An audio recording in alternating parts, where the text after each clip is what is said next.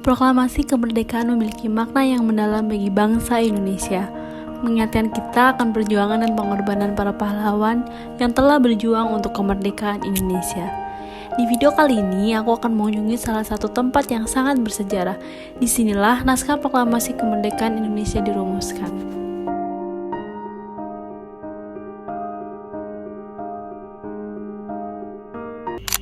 Hai, assalamualaikum teman-teman. Selamat datang lagi di my YouTube channel Wulan Aprianisi.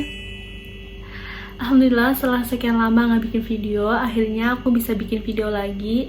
Buat teman-teman yang udah like, udah nonton video aku sebelumnya, aku ucapin terima kasih. Dan buat yang belum, buruan subscribe. Nah, hari ini aku mau bikin video vlog di Museum Perumusan Naskah Proklamasi karena hari ini aku pengen jalan-jalan sekalian belajar tentang kemerdekaan Indonesia. Apalagi itu tentang proklamasi ya, pasti paling penting karena kan buat tanda kemerdekaan. Nah, kira-kira gimana keseruannya hari ini? Ikutin vlognya karena vlog hari ini bakal banyak ilmunya. So, ikutin terus vlognya. Dadah!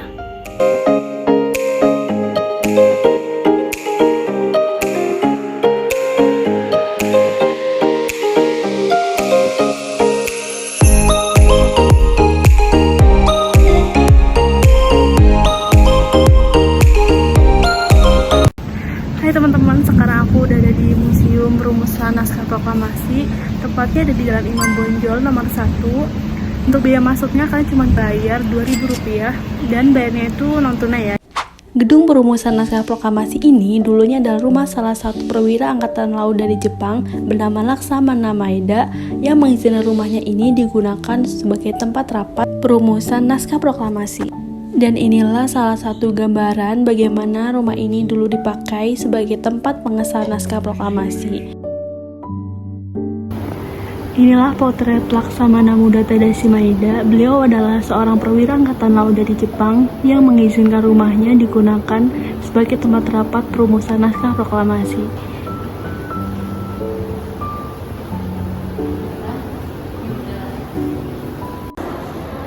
Nah, kurang lebih ini alur sampai bisa ke proklamasi. Yang pertama itu dari adanya bom jatuh di Hiroshima dan Nagasaki pada tanggal 6 dan 9 Agustus 1945 oleh Amerika Serikat. Gara-gara bom ini itu menyebabkan kehancuran di dua kota tersebut dan berpengaruh ke politik dan ekonomi Jepang. Dan gara-gara itu pula Jepang itu menyerah kepada sekutu tanpa syarat. Nah, karena dulu itu teknologi nggak semaju sekarang, jadi berita tersebut tuh nggak langsung nyebar ke semua negara. Tapi berita tersebut tuh terdengar oleh golongan pemuda yang lagi melakukan gerakan bawah tanah supaya tidak ada ikut campur dari Jepang.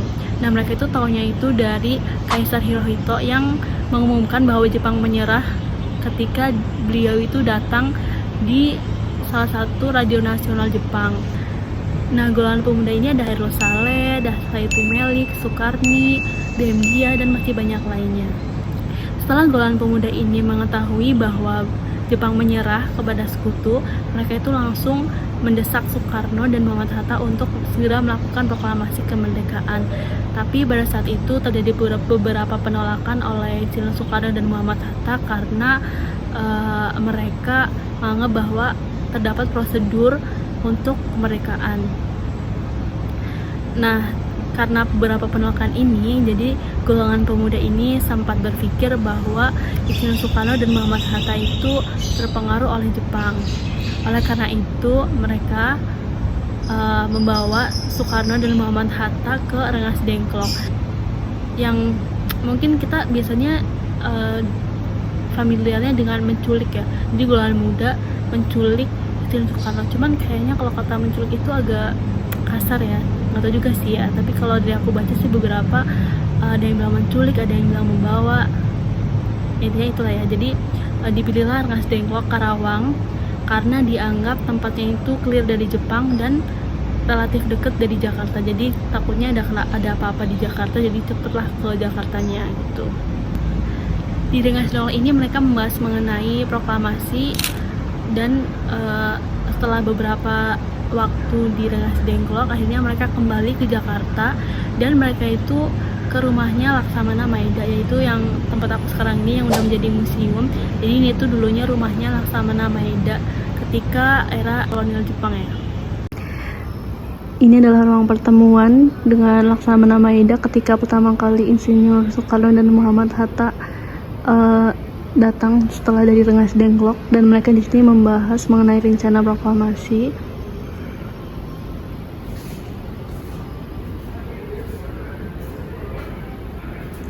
Nah, ini contoh ilustrasi dulu ketika Insinyur Soekarno, Muhammad Hatta, Laksamana Maeda bertemu.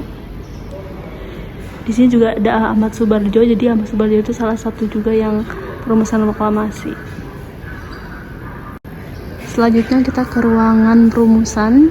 Jadi perumusan naskah proklamasi ini dilakukan oleh 3 tokoh, yaitu Insinyur Soekarno, Ahmad Subarjo, dan Muhammad Hatta.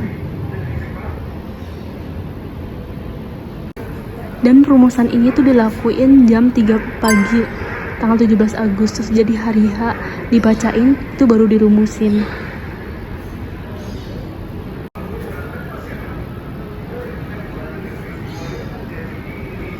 Di meja panjang inilah Insinyur Soekarno, Muhammad Hatta, dan Ahmad Subarjo merumuskan naskah proklamasi. Jadi draftnya itu ditulis oleh Insinyur Soekarno, dan Ahmad Subarjo dan Muhammad Hatta juga menyumbangkan pikirannya. Jadi naskah proklamasi itu dituliskan oleh 3 tokoh ya, Insinyur Soekarno, Muhammad Hatta, dan Ahmad Subarjo. Ini adalah meja panjangnya.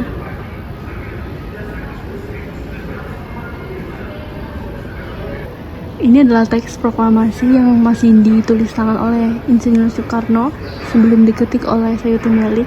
Jadi terdapat beberapa revisi di sini. Dan sebenarnya tuh setelah tulis tangan ini ketika diketik oleh Sayuti Melik itu masih ada revisi lagi ya. Contohnya wakil-wakil bangsa ini nanti diganti ketika ngetik itu sama Sayuti Melik itu diganti menjadi atas nama bangsa Indonesia. Ini juga terdapat coretan ya.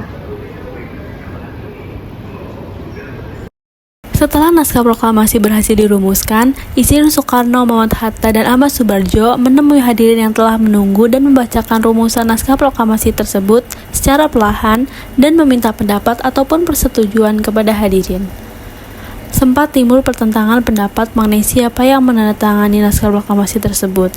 Namun, pada akhirnya diputuskan bahwa cukup 2 orang saja yang menandatanganinya atas nama bangsa Indonesia. Kemudian Insinyur Soekarno memerintahkan Sayuti Melik untuk mengetik naskah proklamasi tersebut. Selanjutnya kita ke ruangan pengetikan naskah proklamasi.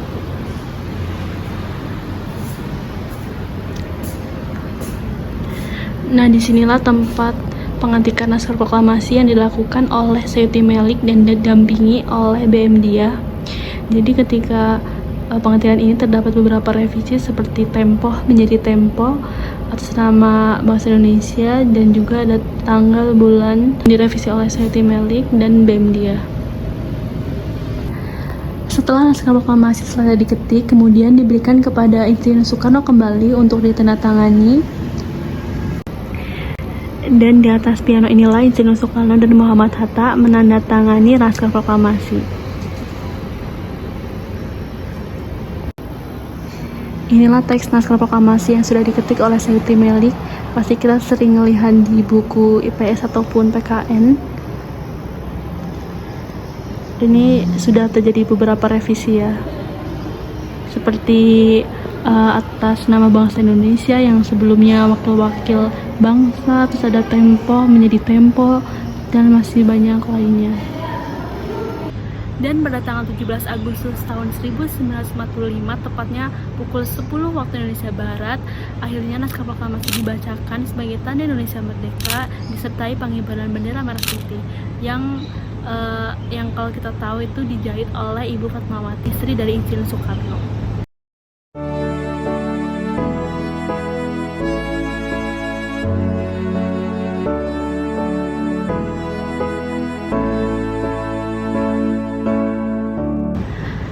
Segitu aja video hari ini. Untuk teman-teman yang udah nonton sampai akhir, aku ucapin terima kasih. Semoga banyak ilmu yang kalian dapat dari video ini. terutama mengenai sejarah. Dan kalau misalnya kalian ada rekomendasi tempat yang bagus atau yang bersejarah, kalian bisa drop di kolom komentar. Nanti aku bisa datang ke sana. Usahain kalau yang Jakarta aja ya, biar deket. Jangan lupa di like, di komen, di subscribe. Sampai ketemu di next konten. Dadah, assalamualaikum.